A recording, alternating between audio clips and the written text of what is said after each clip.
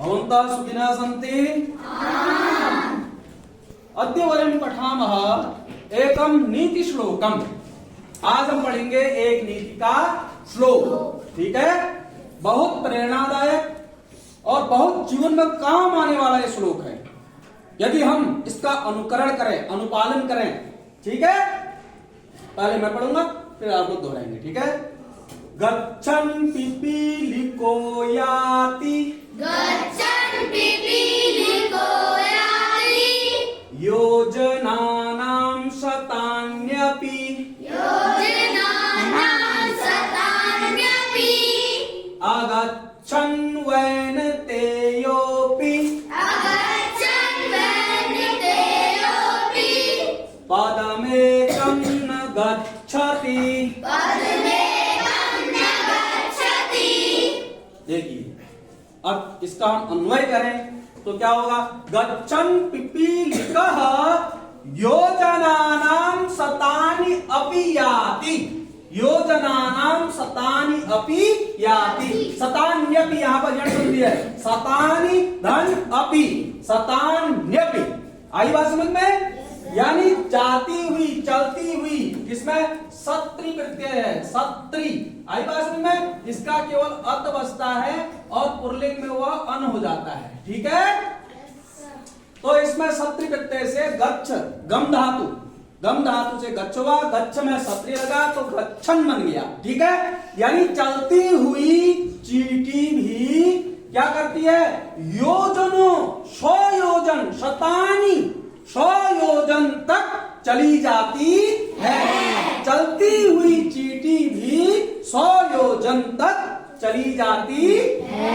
लेकिन अगच्छन और नहीं जाता हुआ गरुड़, वैनतेयः, वैनते विनीताया अपत्यम, यानी विनीता का पुत्र यानी गरुड़, नहीं जाता हुआ गरुड़ भी पदम एकम न गच्छति, एकम पदम न गच्छति, एक पद भी, एक कदम भी आगे नहीं बढ़ पाता है।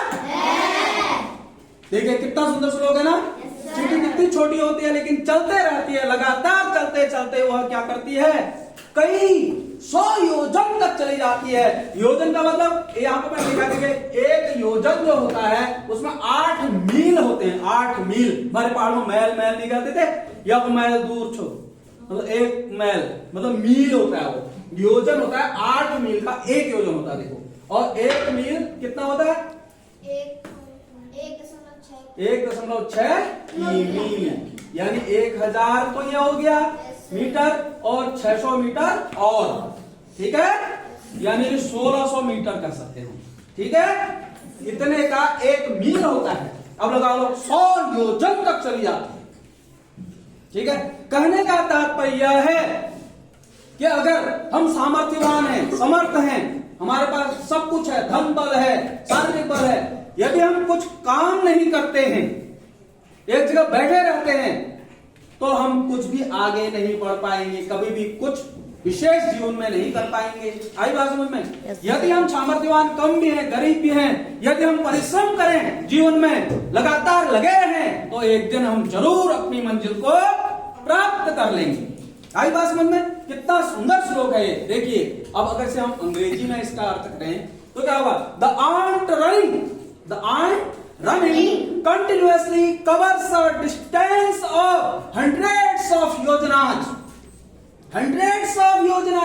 The ant माने चींटी। ant means क्या होता है? चींटी।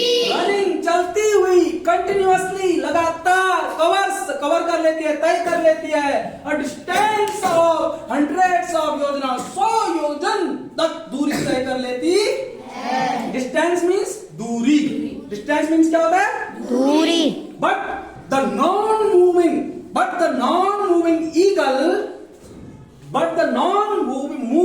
move करना, चलना, आगे बढ़ना, but the non-moving eagle cannot move a step forward, a step, एक भी कदम cannot, नहीं बढ़ पाता है। फॉरवर्ड में आगे नहीं बढ़ पाता है। आगे बढ़ने को फॉरवर्ड एडजेक्टिव क्या है? फॉरवर्ड। यहां पर फॉरवर्ड क्या है? फॉरवर्ड यहाँ पर वर्ब है। क्या है?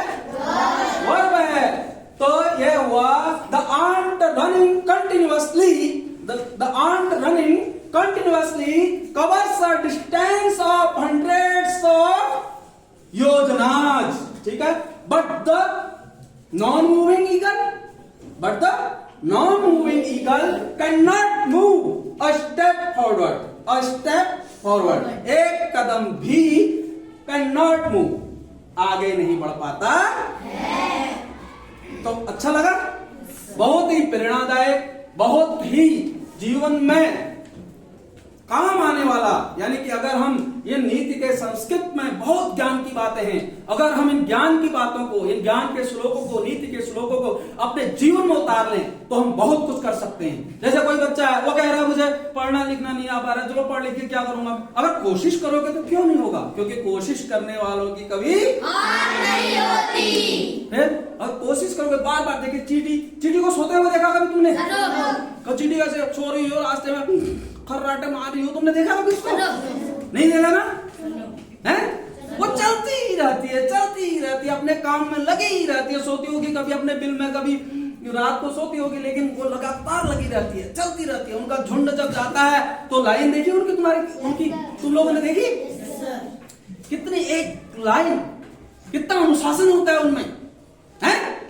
तो ये चीज आपने सीखनी, चींटी से भी सीखो। आई बात समझ में? ठीक है, इसे लिखो और याद करो।